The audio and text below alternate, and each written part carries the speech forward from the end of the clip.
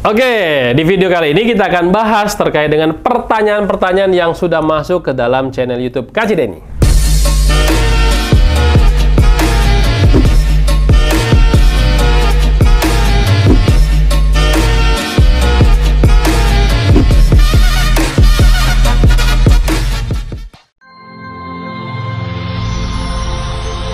Video ini dipersembahkan oleh Mediatama Academy. Training K3, langsung kerja. Oke, pertanyaan pertama dari Peler ya 7167. Maaf Mas, saya ingin bertanya bagi mahasiswa yang mengambil TA ya, tugas akhir terkait dengan K3 tapi tidak mempunyai keahlian atau sertifikasi K3. Metode apa yang bisa dipakai? Hira RC atau Hira DC? Ya, mohon dijawab. Oke, teman-teman ya, apapun metode yang teman-teman ambil, mau itu Hira RC, Hira DC, atau Hira OP, itu sebenarnya tujuannya sama, yaitu adalah mencegah kecelakaan kerja dan PHK. Cuman, yang membedakan adalah, kalau Hira RC, dia menggunakan standar OSAS 18001 tahun 1999, termasuk SMK 3 PP 50 2012, juga menggunakan Hira RC. Hira DC, dia menggunakan standar OSAS 18001 versi 2007. Dan Hira OP, Opportunity, itu menggunakan standar ISO 45001 versi 2018. Jadi ada 3 ya sistem manajemen internasional, standar internasional yang dipakai ya. OSAS 18001 1999, OSAS 18001 2007, dan ISO 45001 versi 2018. Bagi teman-teman yang fresh graduate atau baru pertama mengenal K3, mending ya kalau Kak Cideni boleh saran, ambil yang Hira RC aja. RC itu apa? Risk control, pengendalian risiko. Jadi bedanya itu hanya di ujungnya aja teman-teman. Kalau risk control ya itu menganggap perusahaan itu masih nol pelaksanaan atau implementasi K3-nya. Sehingga pada saat risk controlnya, pengendalian risikonya, dia akan langsung mengikuti yang standar hierarki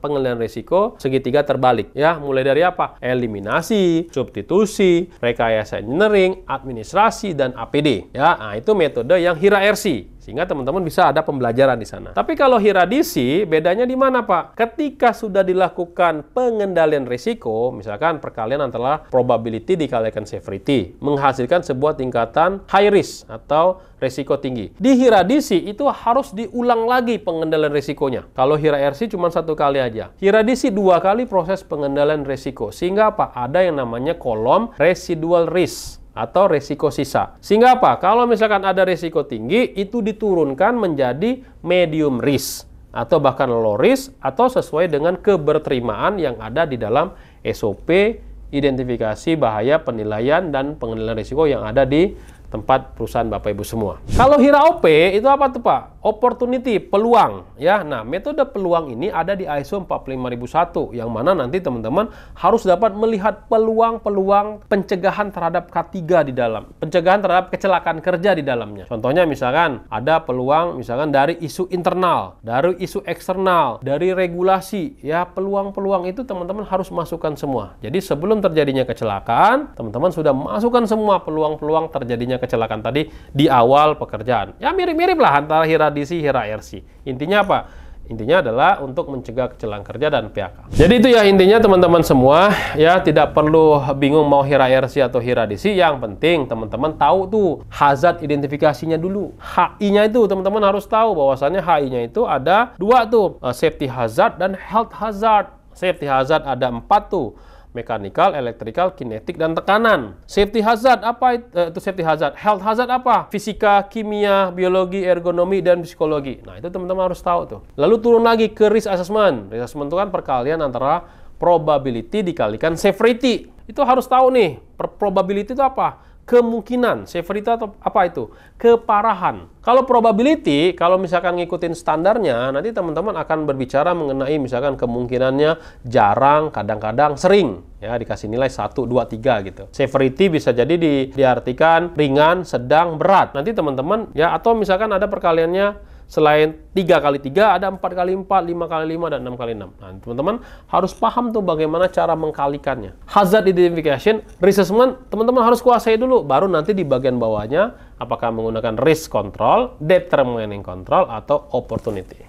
Oke, pertanyaan berikutnya yang kedua dari Naon W. Bang Denny, saya lulusan SMA usia 25 tahun, sekarang profesi sebagai safety man. Awalnya saya tidak minat menjadi seorang safety, tapi entah keadaan yang membawa saya sampai di sini dengan lulusan SMA. Apakah saya bisa menjadi seorang ahli di bidang ini? Apa bisa menjadi seorang ahli departemen head di perusahaan suatu hari nanti? Dari mana saya memulai supaya cita-cita saya bisa tercapai menjadi seorang departemen head? Waduh, cita-citanya menjadi seorang departemen head ya. Ada banyak pilihan buat teman-teman semua yang tamatan SMA ya.